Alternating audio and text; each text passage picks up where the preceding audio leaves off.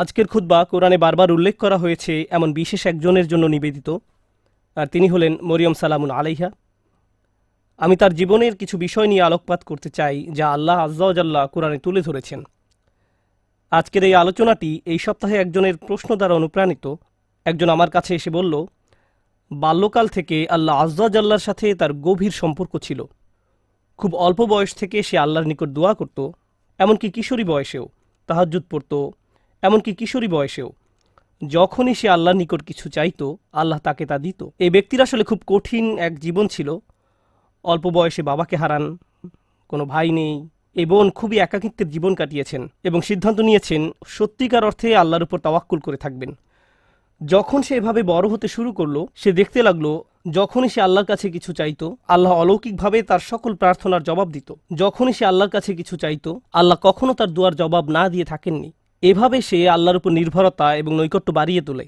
যখনই তার কিছু দরকার হতো সে 2 রাকাত নামাজ পড়ে আল্লাহর কাছে তা চাইতো। তো তার আসলেই আল্লাহর সাথে খুব সুন্দর একটা কানেকশন ছিল। তাহলে এখানে প্রশ্ন কোথায়? প্রশ্ন আসে এই ব্যাপারটা থেকে যে সম্প্রতি তার জীবনে সে অপ্রত্যাশিত কিছু কঠিন সমস্যার মুখোমুখি হয়। তাই সে আল্লাহর প্রতি ইবাদতের পরিমাণ আরও বাড়িয়ে দেওয়ার সিদ্ধান্ত নিল, দুয়ার পরিমাণও বাড়িয়ে দিল, কারণ তার সমস্যা বৃদ্ধি পেয়েছে। সে ভাবল সমস্যা যেহেতু বেড়েছে তাই আল্লাহর কাছে সমাধানের জন্য দোয়ার পরিমাণও বাড়াতে হবে। তাই সে এমনটা করলো।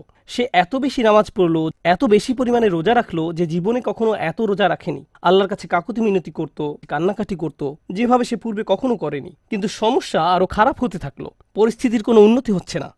তখন সে মনে মনে ভাবতে লাগলো, মনে হয় আল্লাহ আমার উপর খুশি নয়, কারণ আগে আমি দোয়া করতাম আর সব দোয়ার উত্তর পেতাম। আমার আগে তো এই সমস্যা ছিল না। যখনই আমার কিছু দরকার হতো আল্লাহর দিকে ফিরতাম আর আল্লাহ আমার সমস্যার সমাধান করে দিতেন। কিন্তু এখন আমি দোয়ার পর দোয়া করেই যাচ্ছি, আল্লাহর কাছে ভিক্ষা চেয়েই যাচ্ছি, আমার সমস্যার কোনো সমাধান হচ্ছে না, শুধু আরও খারাপ হচ্ছে। এর কারণ কি হতে পারে? তার মাথায় এই ধারণা ঘুরতে থাকলো, নিশ্চয়ই আমি ভুল কিছু করেছি। আল্লাহ আর আমার দোয়ার জবাব দিচ্ছেন না, কারণ কোনো কারণে আমি অযোগ্য হয়ে পড়েছি। আল্লাহর ভালো মানুষের তালিকায় আমি আর নেই। আমি এই খুতবা দেওয়ার সিদ্ধান্ত নিয়েছি কারণ সমাজে এই ধরনের চিন্তা খুবই কমন, যা একজন মানুষের মাথা নষ্ট করে দিতে পারে। আমরা দোয়া করি আর আমরা আশা করতে থাকি আল্লাহ আজ্জা ওয়া জাল্লা আমাদের একটা উত্তর দিবেন, আল্লাহ আমাদের সমস্যা সমাধান করে দিবেন। মূলত 2 ধরনের দোয়া আছে আমাদের অধিকাংশের জন্য। আমি এমন দোয়া সম্পর্কে কথা বলছি যা আমরা নিজেদের জন্য করি। এক প্রকার দোয়া হলো আমরা আমাদের বর্তমান সমস্যা সমাধানের জন্য দোয়া করি। আমাদের সমস্যা আছে, কিছু পরিস্থিতিতে আটকা পড়ে গেছি, আমরা চাই আল্লাহ আমাদের আরও খারাপ কোনো সমস্যায় পড়ে যাওয়া থেকে রক্ষা করুন, আমাদের ভালো যা আছে তা যেন তিনি রক্ষা করেন, ইত্যাদি। আর অবশ্যই আমরা আমাদের ভবিষ্যতের জন্য দোয়া করি, আমরা নিজেদের জন্য দোয়া করি, সন্তানদের জন্য দোয়া করি, এখন সবকিছু ভালো আছে, ইয়া আল্লাহ এভাবেই যেন থাকে। এই ধরনের দোয়াগুলো আমরা নিজেদের জন্য করে থাকি। যে বিষয়টির উপর আজ গুরুত্বারোপ করতে চাই, আগের একটি খুতবা এটা নিয়ে আমি কথা বলেছিলাম, কিন্তু আজকের খুতবাটি কিছুটা ব্যতিক্রম। এই জন্যই আমি মরিয়ম সালামুন আলাইহাকে বাছাই করেছি। শুরুতে সবাইকে একটা ব্যাপার স্মরণ করিয়ে দিতে চাই, আপনার দোয়ার উত্তর তাৎক্ষণিকভাবে পাওয়া যাক বা না যাক, এর সাথে আল্লাহ আপনার উপর সন্তুষ্ট আছেন কি না তার কোনো সম্পর্ক নেই। এর কোনো সম্পর্ক নেই তার সাথে। এই দুইটার মাঝে কোনো সংযোগ নেই। আর যদি কোনো সংযোগ থাকতো তাও আপনি জানতেন না। কারণটা কি? আপনারা জানেন, আমরা সবাই জানি নূহ আলাইহিস সালামের কথা, যিনি খুবই স্নেহময়ী পিতা ছিলেন। তিনি দাওয়াত দিয়েছেন 950 বছর যাবত। কল্পনা করতে পারেন?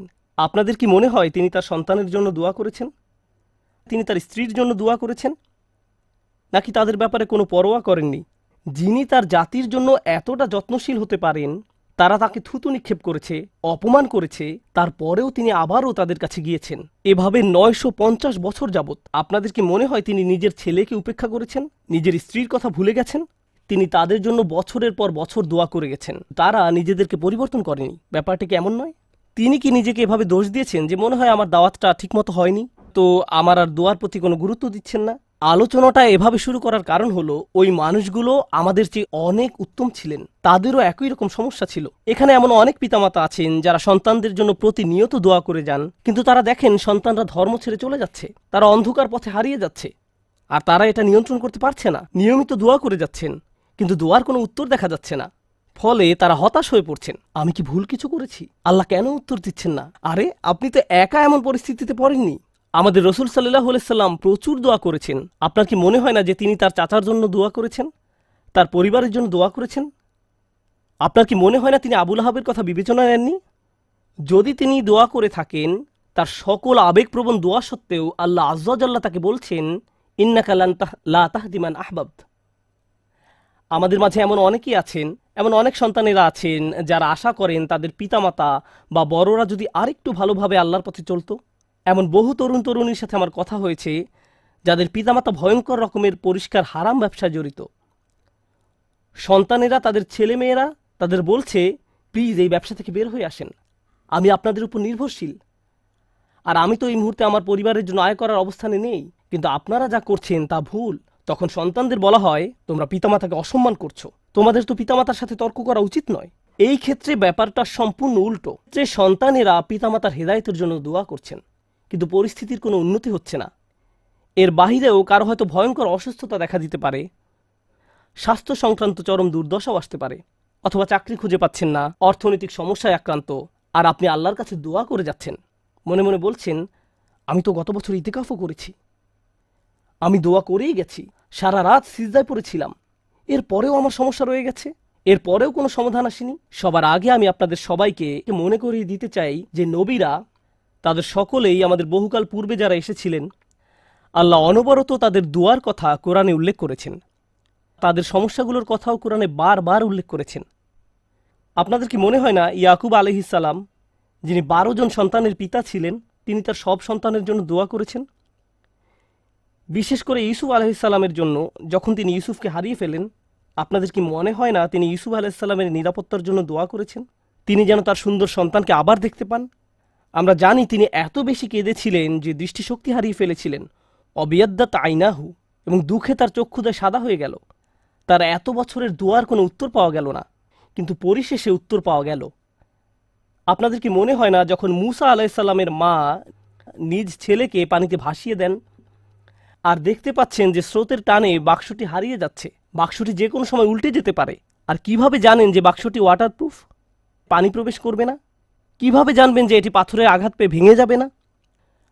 আপনি নদীতে ফেলে দিচ্ছেন একটি বাচ্চাকে, নদীতে। আপনাদের কি মনে হয় না যে মূসার মা আল্লাহর কাছে দোয়া করেছেন? এই দুই দোয়ার ক্ষেত্রে পার্থক্যটা লক্ষ্য করুন। মূসা আলাইহিস সালামের মায়ের ক্ষেত্রে তিনি আল্লাহর কাছে দোয়া করেন, তিনি তার ছেলের সাথে আবার একত্রিত হন ঠিক কয়েক ঘন্টা পর। বাচ্চার পরবর্তী খাওয়ার সময় হওয়ার মধ্যেই সে আবার তার মায়ের দেখা পায়। আর অন্যদিকে ইউসুফ আলাইহিস সালামের ক্ষেত্রে তিনি তার পিতার নিকট থেকে বিচ্ছিন্ন হয়ে পড়েন, কিন্তু বহু বছর যাবৎ তিনি তার পিতার দেখা পাননি, অনেক অনেক বছর যাবৎ।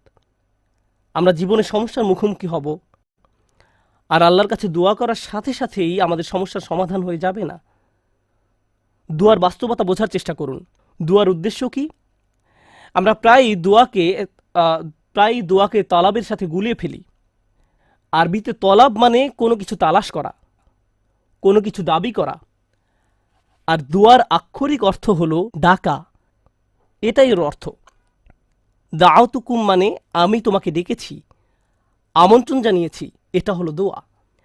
আমরা যখন আল্লাহর কাছে দোয়া করি, মাঝে মাঝে আমরা ওই দোয়ার মাধ্যমে আল্লাহর কাছে দাবি জানাচ্ছি, এটা সত্য, আমরা অনুরোধ জানাচ্ছি, কিন্তু আমাদেরকে এই ব্যাপারটা ভুলে গেলে চলবে না যে দিন শেষে আমাদের সব অনুরোধ, সেগুলো হলো আল্লাহর একজন বিনম্র দাস আল্লাহর দিকে ফিরে নিজের সমস্যার সমাধান ভিক্ষা চাচ্ছে। কি সেগুলো? আপনার সমস্যার সমাধান হওয়ার চেয়েও আপনি যে আল্লাহর সাথে যোগাযোগ করছেন, এটাই এখানে সবচেয়ে মূল্যবান বিষয়, এটাই দিন শেষে মূল লক্ষ্য। আপনি যে আল্লাহর সাথে কথাবার্তা যুক্ত হয়েছেন, এটাই দিন শেষে মূল লক্ষ্য। আল্লাহ আপনার সমস্যা তাৎক্ষণিকভাবে সমাধান করে দেবেন কিনা সেটা ভিন্ন বিষয়। আমি এ সম্পর্কে সংক্ষেপে কিছু কথা শেয়ার করতে চাই, পরে মরিয়ম সালামুন আলাইহা নিয়ে কথা বলবো। কখনো কখনো আপনি এমন কিছু সমস্যার মুখোমুখি হন যে মনের মাঝে প্রশ্ন আসে, আমাকে কেন এই সমস্যার মোকাবেলা করতে হবে? আপনাদেরকে একটা কথা জিজ্ঞেস করি, ইউসুফ আলাইহিস সালাম তো 8-9 বছরের এক বালক ছিলেন মাত্র। শিশু মানেই তো নিষ্পাপ। একজন শিশু এমন কি করতে পারে যার জন্য সে কিডন্যাপ হতে পারে? একজন শিশু এমন কি অন্যায় করতে পারে যার কারণে সে কুয়ার মধ্যে নিক্ষিপ্ত হবে? একজন শিশু কি করতে পারে যার কারণে সে দাস হিসেবে বিকৃত হবে ভিন্ন একটি দেশে? আর তিনি প্রাপ্তবয়স্ক হওয়ার পর কি অন্যায় করেছেন যার কারণে তাকে কারাগারে নিক্ষিপ্ত হতে হবে? মিথ্যা একটা অভিযোগে। তিনি তো নিজের অন্যায়ের কারণে জেল খাটেননি, তিনি নির্দোষ ছিলেন, আর তাকে এতগুলো বছর জেলে কাটাতে হয়। তাকে জীবনে এমন সব পরিস্থিতির ভেতর দিয়ে যেতে হয়, অন্য কারো এমন হলে বলতো, ভাই জীবন অন্যায্য, কি বা করার আছে, জীবন অন্যায্য। কিন্তু একজন বিশ্বাসীর ক্ষেত্রে কি হয়? সে শুধু বলে না যে জীবন অন্যায্য, সে বলে আল্লাহ অন্যায্য। নাউজুবিল্লাহ। আর আল্লাহ সূরা ইউসুফে বলছেন, আল্লাহু গালিবুন আলা আমরিহি, আল্লাহ তার সকল কাজের তত্ত্বাবধান করছিলেন। ইউসুফের জন্য যত সিদ্ধান্ত নেওয়া হয়েছিল আল্লাহ তার সবগুলোতে প্রভাব রেখেছিলেন। কিভাবে? কখনো কখনো আমি আপনি এমন কিছু সমস্যার মুখোমুখি হব, আল্লাহ জানেন ভালো কিছু সামনে আছে। কখনো কখনো ভালো যা কিছু আসছে তা আপনার নিজের জন্য, আবার কখনো বা অন্য কারোর জন্য, আবার কখনো বা অন্য কারোর জন্য। কখনো কখনো আপনি জীবিত থাকতেই এর উপকার পাবেন, আপনি জীবিত থাকতেই এর উপকার পাবেন, আর কখনো কখনো এই উপকার আসবে আপনি আল্লাহর কাছে ফিরে যাওয়ার পর। ইউসুফ আলাইহিসসালামের ক্ষেত্রে কি হয়েছিল? একজন পিতা তার সন্তান থেকে বিচ্ছিন্ন হয়ে পড়েন। কিন্তু চিন্তা করে দেখুন, তাকে যদি কিডন্যাপ করা না হতো তাহলে তিনি কুয়ায় নিক্ষিপ্ত হতেন না। তিনি যদি কুয়ায় না পড়তেন তাহলে কোনোদিন মিশরে গিয়ে পৌঁছাতেন না। আর মিশরে কোনোদিন না গেলে তিনি জেলে নিক্ষিপ্ত হতেন না। আর যদি জেলে না যেতেন তাহলে জেলের ওই দুই লোকের সাথে তার কোনোদিন সাক্ষাৎ হতো না যাদের স্বপ্নের তিনি ব্যাখ্যা দিয়েছিলেন। ওই দুই ব্যক্তির সাথে যদি তার কোনোদিন দেখা না হতো, তাদের একজন বেঁচে যায় এবং রাজার খেদমতে নিয়োজিত হয়। আর যখন রাজা একটি স্বপ্ন দেখলেন, ওই ব্যক্তি তাহলে কোনোদিন বলতেন না যে হ্যাঁ, আমি এক লোকের কথা জানি যে আপনার স্বপ্নের ব্যাখ্যায় সাহায্য করতে পারবে। স্বপ্নটা কি ছিল? দেশে 7 বছর হবে প্রাচুর্যের, আর পরবর্তী 7 বছর দেশে কোনো ফসল ফলবে না, কোনো উৎপাদন হবে না, মানুষ দুর্ভিক্ষে মারা যাবে। যদি ইউসুফ জেলে না যেতেন আলাইহিসসালাম এবং তাকে মুক্তি দেওয়া না হতো ওই স্বপ্নের ব্যাখ্যা করার জন্য সেই সময়, তাহলে দেশ অর্থনৈতিক, ফাইন্যান্সিয়াল এবং সামাজিক এক দুর্যোগে পতিত হতো। লক্ষ লক্ষ শিশু দুর্ভিক্ষে মারা যেত। একজন শিশু কষ্ট স্বীকার করলো কয়েক বছরের জন্য, এক শিশুর কষ্ট স্বীকারের ফলে আল্লাহর পরিকল্পনা ছিল অগণিত পরিবারকে অনাহারে সন্তান হারানোর বেদনা থেকে রক্ষা করবেন। এই পরিকল্পনার কারণে ইউসুফ আলাইহিসসালাম জেল থেকে ফিরে এসে স্বপ্নের ব্যাখ্যা করলেন এবং অর্থ মন্ত্রণালয়ের দায়িত্ব নিলেন। আমার এক বন্ধুর নাম হয়তো আপনারা শুনে থাকবেন, তার নাম রবার্ট ডেভিলা। আমি ওই বোনকে তার সম্পর্কে জিজ্ঞেস করেছিলাম। সে বলল সে তার কথা শুনেছে। সে তার শরীরের কোনো অংশ নাড়াতে পারে না, শুধু মুখমণ্ডল ছাড়া। সে কি এমন অন্যায় করেছে যার কারণে এমন পরিস্থিতি? কিছুই না। কিন্তু কত মানুষ ইসলাম গ্রহণ করেছে তার এই অক্ষমতার দরুন। কত শত মানুষ এই ঘটনার কথা শুনে আল্লাহর পথে ফিরে এসেছে। কত শত মানুষ আল্লাহর প্রতি অকৃতজ্ঞ ছিল, যদিও তারা মুসলিম ছিল, কিন্তু নামে মাত্র মুসলিম ছিল, এবং সিদ্ধান্ত নিল যে আল্লাহর কাছে আত্মসমর্পণ করবে। কারণ ওই মানুষটি একটি বিছানায় শুয়ে আছে, তার কষ্ট, দুর্ভোগ লক্ষ লক্ষ মানুষের জন্য হেদায়েতের কারণে পরিণত হলো। বুঝতে পারছেন? কখনো কখনো আমি আপনি কষ্টকর অবস্থায় পতিত হই, যা আসলে খুবই সামান্য, এমন অসংখ্য কল্যাণ আর এমন অসংখ্য উপকারের জন্য, যা হয় এখন আমার কাছে আসবে, নতুবা আল্লাহর কাছে ফেরত যাওয়ার পর আমি এর উপকার ভোগ করব। সুতরাং আমাদের দোয়া কোনো কিছু অর্ডার করার মতো নয়। যখন ওই বোন আমাকে তার সমস্যার কথা বলছিল, সাথে সাথে আমার মরিয়ম সালামুন আলাইহার কথা মনে পড়ল। কারণ মরিয়ম সালামুন আলাইহার ক্ষেত্রে এমনকি ছোট বয়সেও তার জন্ম আশ্চর্যজনক। তার জন্মের কথা কোরআনে উল্লেখ করা হয়েছে। খুব বেশি সংখ্যক মানুষের জন্মের কথা কোরআনে উল্লেখ করা হয়নি। মা একটি ছেলে সন্তান আশা করেছিলেন, কিন্তু তার একটি মেয়ের জন্ম হলো। আর আল্লাহ বলেন, ওয়ালাইসা যাকারু কাল উনসা, যার অনেকগুলো গভীর অর্থ রয়েছে। আমি এখন শুধু একটি অর্থ হাইলাইট করছি। এই মেয়েটি অন্য কোনো ছেলের মতো নয়, এই মেয়েটি স্পেশাল। প্রসঙ্গত, দয়া করে এই কথাগুলো মনে রাখবেন। পরের বার আপনাদের কেউ যদি সন্তান সম্ভবা হয়ে থাকেন, আপনি আশা করছেন, আপনার মা আশা করছে, আপনার চাচাতো খালাতো ভাই বোনেরা আশা করছে একটি ছেলে শিশুর জন্ম হবে, কিন্তু একটি মেয়ের জন্ম হলো, তখন মনে রাখবেন আল্লাহ মরিয়ম সালামুন আলাইহার জন্মের মতো কারো জন্মের কথা এভাবে হাইলাইট করেননি। মেয়ে সন্তান পাওয়া সম্মানের, মেয়ে সন্তান পাওয়া আল্লাহর একটি উপহার। মেয়ের জন্ম হলে অসন্তুষ্ট হওয়া আসলে মুশরিকদের বৈশিষ্ট্য। আল্লাহ মুশরিকদের সম্পর্কে বলেন, জল্লা ওয়াজহুহু মুসওয়াদ্দান ওয়া হুয়া কাযীম, তাদের কাউকে যখন কন্যা সন্তানের সুসংবাদ দেওয়া হয় তখন তার মুখ কালো হয়ে যায়, সে অন্তর্জ্বালায় পুড়তে থাকে। মেয়ে সন্তান পাওয়া আল্লাহর পক্ষ থেকে আশীর্বাদ এবং সম্মান। মেয়ের জন্ম হলে যদি অসন্তুষ্ট হয়ে পড়েন, তাহলে আপনি শুধু আল্লাহর উপহারেরই অসম্মান করছেন না, আপনি কুরআনের আয়াতকেও অসম্মান করছেন। এই কথাগুলো মনে রাখবেন। এই শিশুর জন্ম হলো, তাকে আসলে বিশেষ একটি জায়গা দেওয়া হলো তখনকার সময়ের কেন্দ্রীয় মসজিদে। জাকারিয়া আলাইহিসসালাম তার দেখাশোনা করতেন। আর যখনই তিনি তার খোঁজ খবর নেওয়ার জন্য আসতেন, কারণ মরিয়ম আলাইহিসসালাম আল্লাহর ঘরে থেকে আল্লাহর ইবাদতে নিজেকে উৎসর্গ করলেন। কুল্লামা দাখালা আলাইহা জাকারিয়াল মেহরাব ওয়াজাদা ইনদাহা রিজকান, যখনই জাকারিয়া মেহরাবের মধ্যে তার কাছে আসতেন কিছু খাবার দেখতে পেতেন। তিনি জিজ্ঞেস করলেন, এগুলো কোথায় পেলে তুমি? এই ফলগুলোর তো এখন উৎপাদন হয় না, এমনকি এগুলো এই সিজনেরও নয়। এগুলো শীতকালে হয় আর ওইগুলো গরমকালে জন্মে। তুমি এইসব ফল কোথায় পেলে? উত্তর দিতেন, ক্বালাত হুয়া মিন ইনদিল্লাহ, এগুলো আল্লাহর পক্ষ থেকে বিশেষভাবে এসেছে। এই ফলগুলো আমার নিকট আল্লাহর পক্ষ থেকে এসেছে। ভাবতে পারেন এমন একজনের কথা যার দোয়া এমনভাবে কবুল হয় যে আকাশ থেকে খাদ্য অবতীর্ণ হয় এই নারীর জন্য। তাই যখন ওই বোন আমাকে বলছিলেন তার দোয়া কবুল হয়ে যায়, আমি সাথে সাথে মরিয়ম সালামুন আলাইহার কথা মনে করলাম। কি অলৌকিকভাবে আল্লাহ তার ব্যাপারে হস্তক্ষেপ করতেন, এমনকি খাদ্যের মতো বিষয়েও। যা আমরা নিজেরা উঠে গিয়ে নিয়ে আসতে পারি, তাকে এমনকি সেজন্য উঠতে হয়নি। খুব স্পেশাল এক কিশোরী, খুব স্পেশাল এক নারী। এখন এই নারী সম্পর্কে যে ব্যাপারটি আজকে গুরুত্ব দিয়ে তুলে ধরতে চাই তা হলো, একদিন তার নিকট এক ফেরেশতার আগমন ঘটল। ফেরেশতা বলল সে একটি বাচ্চার মা হতে যাচ্ছে। তার মাথায় প্রথমে আসলো, আমি তো বিবাহিতা নই, আমি মা হব বলে তুমি কি বোঝাতে চাচ্ছ? লাম ইয়ামসাসনি বাশার, আমাকে তো কোনো পুরুষ স্পর্শ করেনি। আমার বাচ্চা হবে বলে তুমি কি বোঝাতে চাচ্ছ? কাযালিকি ক্বালা রব্বুক, আমি দুঃখিত, আমরা এসেছি শুধু সংবাদ জানাতে। এটা হবে কি হবে না সেই ব্যাপারে পরামর্শ করতে নয়। সেই সিদ্ধান্ত ইতিমধ্যে নেওয়া হয়ে গেছে, তুমি একটি বাচ্চার মা হতে যাচ্ছ। এখন তিনি পুরোপুরি আতঙ্কিত, আমি কি করব? তিনি আল্লাহর কাছে ফিরে আশা করতে পারতেন এমনটি যেন না হয়, কিন্তু এটা তো ঘটবেই। আমি আপনাদের জন্য পরের কিছু ঘটনা এখন বর্ণনা করছি, যেন উপলব্ধি করতে পারেন এই নারী কেমন এক কঠিন পরীক্ষায় পড়েছিল। বাচ্চার জন্মের পর তিনি তার নিজ শহরে ফিরে আসলেন। সমাজের সবাই তাকে দেখত দুনিয়া ত্যাগী, আল্লাহওয়ালা নারী হিসেবে। এমন নারী যে আল্লাহর ইবাদতে সবসময় নিয়োজিত থাকে। এমন নারী যাকে তাদের নবী জাকারিয়া আলাইহিস সালাম সমর্থন জানিয়েছিলেন। এমন নারী যিনি জাকারিয়া আলাইহিস সালামের তত্ত্বাবধানে বড় হয়ে ওঠেন। মসজিদের আশেপাশের সবাই সেখানে দাঁড়িয়ে আছেন, আর তিনি একটি বাচ্চা কোলে করে এগিয়ে আসছেন। সবাই তখন একসাথে তাকে অপমানিত করতে শুরু করল। কিভাবে তুমি এমন কাজ করতে পারলে? নিজের কি সর্বনাশ তুমি করে ফেলেছ? পর্দার অপর পাশে আজকের জুমার নামাজে অনেক মহিলা উপস্থিত আছেন। আপনারা জানেন কোনো মুসলিম নারী এমন অবস্থার কথা কল্পনাও করতে পারেন না, যেখানে তিনি একটি বাচ্চা কোলে নিয়ে দাঁড়িয়ে আছেন আর মানুষ বলছে এই বাচ্চা বৈধ নয়।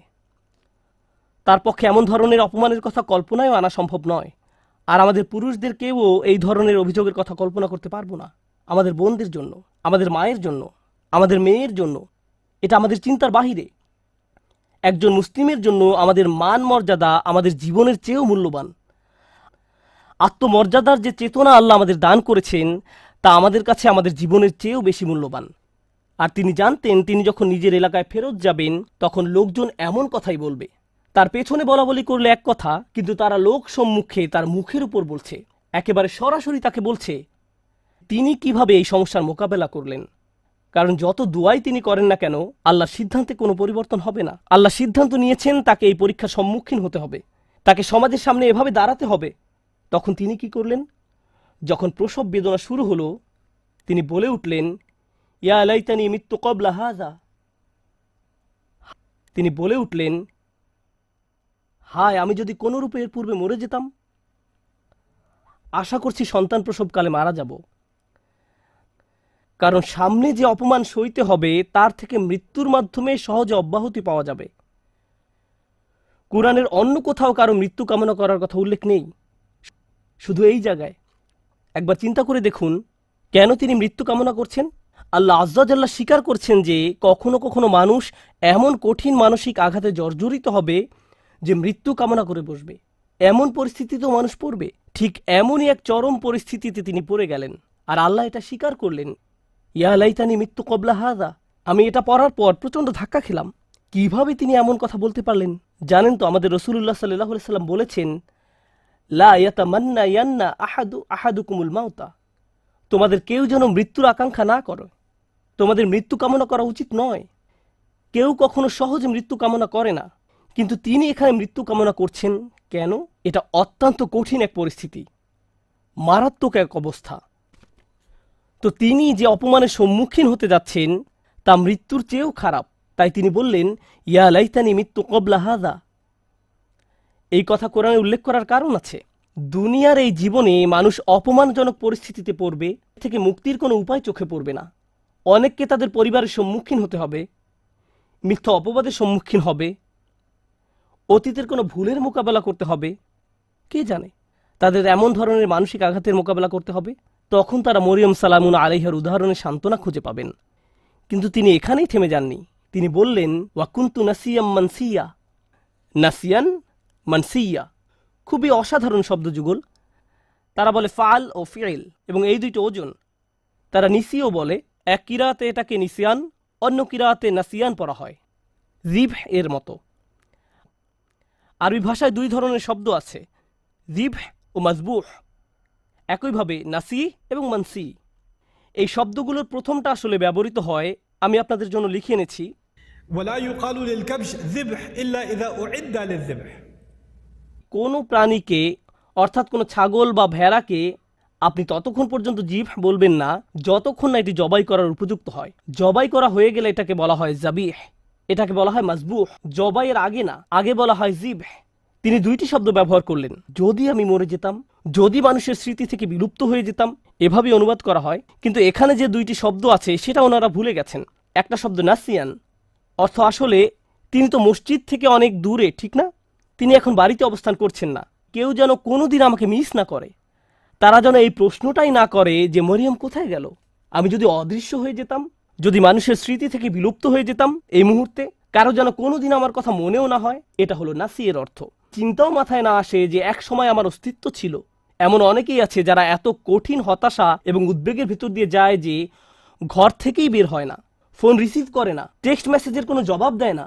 তারা এত বেশি মানসিক যন্ত্রণা অনুভব করে যে তাদের ইচ্ছা হয় যদি তারা মানুষের স্মৃতি থেকে বিলুপ্ত হয়ে যেত। কেউ যদি তাদের দরজায় করাঘাত করে, তারা ভাবে যদি তারা আমার কথা ভুলে যেত, হায় যদি আমার কারোর সাথে আর দেখা না হতো। তারা সব কিছু থেকে নিজেকে বিচ্ছিন্ন করে নিজের মাঝেই বসবাস করতে চায়। এর নাম হলো নাসিয়ান। তিনি ইতোমধ্যে আশা করছেন যেন তার মৃত্যু হয়, কেউ যেন তার খোঁজ করতেও না আসে। পরবর্তীতে অনেক বছর পার হয়ে গেলে কেউ যদি না জানে তার কি হয়েছে, মানসিয়ান, ভবিষ্যতেও তার কোনো উল্লেখ কোথাও যেন না থাকে। আমি আশা করছি কেউ যেন এই মুহূর্তে আমার কথা মনে না করে, এবং আমি ভবিষ্যতেও যেন সবার স্মৃতি থেকে সম্পূর্ণ অদৃশ্য হয়ে যাই। আমি এই মহান নারীর পরীক্ষার উপর গুরুত্ব আরোপ করতে চেয়েছি, কারণ ইনি এমন একজন নারী যার দোয়া সাথে সাথেই কবুল হয়ে যেত। তাকে এমনকি খাদ্যও চাইতে হয়নি, তার জন্য ফল ফলাদি এসে উপস্থিত হতো। আর আল্লাহ তাকে এমন পরিস্থিতিতে ফেললেন, আল্লাহ তাকে এমন পরীক্ষায় ফেললেন, এই জন্য না যে আল্লাহ তাকে ঘৃণা করেন, এই জন্য না যে আল্লাহ তার কথা ভুলে গেছেন, এই জন্য না যে আল্লাহ তাকে অপমানিত করতে চান। শেষে দেখা যায় যে এই সমস্ত কিছুর মাধ্যমে আল্লাহ আসলে তাকে সম্মানিত করলেন। আল্লাহ তাকে সম্মানিত করতে চান। কোন অপমানের ভয় তিনি করছিলেন? তার অপমানের ভয় ছিল মানুষ বলবে তুমি বিয়ে ছাড়াই এই সন্তানের মা হয়েছ, তোমার এটা হারাম ছেলে। মানুষ এটাই বলবে। আর জানেন তো বাচ্চার নাম কি ছিল? তার নাম ছিল ঈসা। কোরআনে কোনো নবীর নামের সাথে তার পিতা বা মাতার নাম উল্লেখ করা হয়নি। শুধু ঈসা আলাইহিসসালাম, ঈসা ইবনে মারিয়াম বারবার উল্লেখ করা হয়েছে। ঈসা মরিয়মের ছেলে। কোরআনে কোথাও কি আছে মুহাম্মদ আব্দুল্লাহর ছেলে? কোথাও কি পান ইয়াকুব ইসহাকের ছেলে, ইসহাক ইব্রাহিমের ছেলে, ইউসুফ ইয়াকুবের ছেলে? পেয়েছেন কখনো? না। অনেকবার আল্লাহ এই রসুলকে যখনই সম্মানিত করেছেন, সাথে সাথে তার মাকেও সম্মানিত করেছেন। প্রসঙ্গত বিষয়টা গুরুত্বপূর্ণ। আরবরা যখন ইবনে বলে, বা এমনকি সেমেটিক মানুষরা যখন ইবন বলে, ঠিক পরেই তারা পিতার নাম উল্লেখ করে। তারা পিতার নাম বলে। আপনার নামের শেষাংশ আসে পিতার কাছ থেকে। আল্লাহ এই সাধারণ নিয়মের বাহিরে গিয়ে মানুষকে মনে করিয়ে দিয়েছেন যে তার কোনো পিতা নেই, আর আমি সাধারণ নিয়মের বাহিরে গিয়ে এই মাকে সম্মান দেখাবো। ঈসা ইবনে মারিয়াম। প্রতিবার আল্লাহ এই অপমানের কথা উল্লেখ করেছেন অন্য কারণে। আর এই বিষয়টা বলেই আমি আমার খুতবার সমাপ্তি টানছি। কখনো কখনো আপনার কষ্ট অন্য মানুষের মুক্তির কারণে পরিণত হবে। আপনি সমস্যায় পড়েছেন কারণ এটা আপনার থেকেও বড় কোনো উদ্দেশ্য সাধন করবে। তখন তাদের জন্য সাদাকায়ে জারিয়ায় পরিণত হবেন। আপনার কারণে তারা ভালো কিছু অর্জন করবে। মারিয়াম সালামুন আলাইহার এই কষ্ট থেকে প্রতিবার যখন কোনো নারী অপমানিত হয়, প্রতিবার যখন কোনো নারী অপবাদের শিকার হবে, প্রতিবার যখন কোনো নারী কামনা করবে যদি সে মরে যেত পরিস্থিতির মুখোমুখি হওয়ার চেয়ে, তখন সে মরিয়ম সালামুন আলাইহার কষ্টের মাঝে নিজের সান্ত্বনা খুঁজে পাবেন। আর যখনই কোনো নারী সান্ত্বনা খুঁজে পাবে, মরিয়ম সালামুন আলাইহার মর্যাদা এতে আবারও বেড়ে যাবে। সুবহানাল্লাহ। আমাদের দোয়ার মাধ্যমে আমরা আল্লাহর সাথে সংযোগ স্থাপন করি। আমাদের দোয়া এমন কিছু নয় যার মাধ্যমে এই দুনিয়া জান্নাতে পরিণত হবে। পৃথিবীর এই জীবনে পরীক্ষা থাকবেই। আমাদের চেয়ে বহুগুণে উত্তম মানুষদের জীবনে সমস্যা ছিল, আর এটা ঠিক আছে। লাকাদ খলাকনাল ইনসানা ফি কাবাদ, আমি মানুষকে সৃষ্টি করেছি অত্যন্ত কষ্ট ও শ্রমের মাঝে। কষ্ট ক্লেশ জীবনেরই অংশ। দুয়ার উদ্দেশ্য হলো আমাকে আপনাকে এই কষ্টগুলো মোকাবেলায় সাহায্য করা। আর কখনো ভুলে যাবেন না যে আল্লাহ আমাদের সাথে আছেন। আল্লাহ আজ্জা জাল্লাহ আমাদের সেসব মানুষদের অন্তর্ভুক্ত হওয়া থেকে রক্ষা করুন যারা ঈমান হারিয়ে ফেলে। আল্লাহ আজ্জা জাল্লাহ আমাদের মর্যাদা দান করুন এবং আমাদের এই কথা স্মরণে রাখতে সাহায্য করুন যে মানুষ আপনাকে অপমানিত করতে চাইবে যেভাবে তারা মরিয়ম সালামুন আলাইহাকে অপমান করেছিল। লোকে আপনার সম্পর্কে কি মনে করে আর আল্লাহ আপনার সম্পর্কে কি মনে করেন, এর মাঝে বিশাল পার্থক্য আছে। কারণ আপনি যদি লোকের কথা মানেন তাহলে মরিয়ম ছিলেন সমাজের সবচেয়ে অপমানিত, আর যদি আল্লাহর কথা মানেন তাহলে তিনি ছিলেন মানব ইতিহাসের সবচেয়ে মর্যাদাবান নারীদের একজন। তাই আমরা আল্লাহর কথা মানব। ওয়ালাকাদ কাররামনা বানি আদম, আর আমি তো আদম সন্তানদের সম্মানিত করেছি। আল্লাহ আজ্জা জাল্লাহ আমাদেরকে তার নিকট সম্মানিত মানুষে পরিণত করুন, মানুষের নিকট সম্মানিত করার পূর্বে। বারাকাল্লাহু লি ওয়া লাকুম ফিল কুরআনিল হাকিম ওয়া নাফা'আনি ওয়া ইয়্যাকুম বিল আয়াতি ওয়া যিকরিল হাকিম।